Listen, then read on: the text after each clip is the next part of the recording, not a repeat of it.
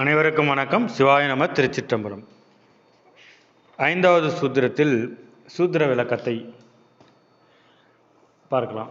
விளம்பிய உள்ளத்து மெய்வாய் கண்மூக்கு அளந்து அறிந்து அறியா அங்கு அவை போல தாம் தம் உணர்வின் தமியருள் காந்தம் கண்ட பசாசத்து அவையே.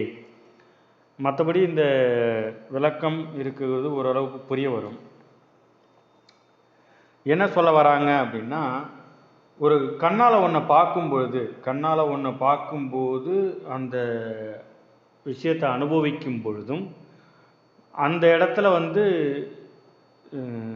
இந்த கண்ணுக்கு அந்த அறிவு இருக்குமான்னு கேட்டால், அந்த உணர்ச்சி இருக்குமான்னு கேட்டால் இல்லை.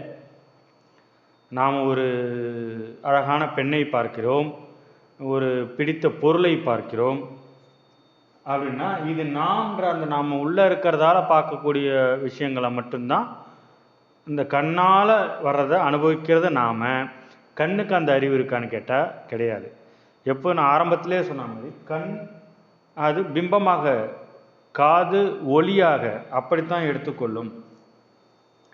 இன்னொன்று விளக்கம் என்ன சொல்லலாங்க அப்படின்னா, இப்போ நம்மளுக்கு தெரிஞ்சவங்க நம்ம ரோட்டில் போகிறோம், நம்ம பாட்டுக்கும் போயிட்டுருக்காங்க, நம்ம எதிரில் போகிறோம், அவங்க கூப்பிட்றாங்க ஆனால் கண்டுக்காமல் போயிட்டோம், அவங்கள பார்த்துருக்கோம் ஆனால் பார்க்காம போயிட்டோம். இந்த நிலை நாம் இல்லாதனால இந்த உறுப்புக்கும் வேலை இல்லை அப்படின்ற ஒரு நிலையை சொல்ல வருது. எப்படின்னா, நமக்கு ரொம்ப தெரிஞ்சவங்க, நம்ம நண்பர் எதிரில் போகிறாரு, கவனிக்காமல் போகிறோம் அப்படின்னா நாம் அங்கே இல்லை.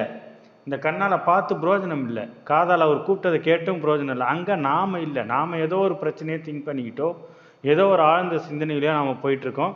நமக்கு எதிரில் தான் போகிறாரு, அவர் ரொம்ப கூப்பிட்றாரு, அவர் நம்ம எதிரில் அவர் ஒரு புல்லட் வச்சுருக்காரு, அந்த வண்டி சவுண்ட் நமக்கு நல்லாவே தெரியும், வண்டியும் தெரியும், அவர் ஆளை நம்ம எதிரில் பார்க்குறோம், இருந்தாலும் கவனிக்காமல் போயிட்டு அவர் அப்புறமா போயிட்டதுக்கப்புறம் திட்டுறாரு. என்ன அப்படின்னா, அங்கே நாம் இல்லை. ஆக நாம் இல்லாமல் கண்ணால் பார்த்து எந்த பிரயோஜனம் இல்லை, கண்ணால் தனிப்பட்ட முறையில் பார்த்து அதுக்கு எந்த ஒரு இதுவும் இல்லை, அதற்குண்டான அறிவு அதில் கிடையாது என்பதை சொல்ல வராங்க. மூன்றாவது இதுக்குண்டான விளக்கம் என்ன சொல்கிறாங்க அப்படின்னா,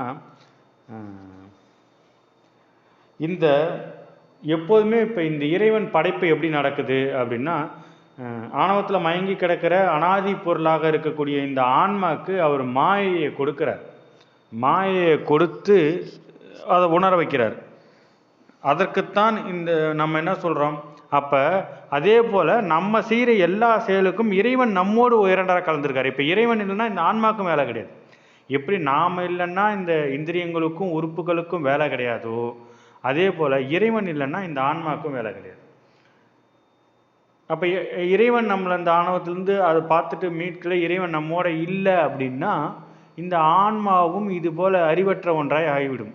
பார்க்குற பொருளுனால கண்ணுக்கு அறிவு இல்லை, நாம் இருந்தால் தான் அது என்ன ஏதுன்ற அந்த அறிவு புலப்பட்டு நமக்கு தான் அந்த இதை தருமே. அதே மாதிரி நாம் அதை புலப்படுறதுக்கு இறைவன் நம்மோடு இல்லை அப்படின்னா நம்மளும் யூஸ்லெஸ் ஆகிடும், 10 விசாவுக்கு பிரயோஜனம் இல்லாத உறுப்பு மாதிரி ஆகிடும்.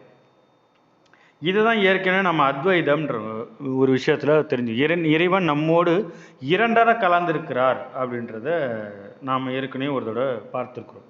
இந்த அத்வைத முறை தான் ஆன்மாவுக்கு ஒரு ரெஸ்பெக்ட் கொடுக்குறது.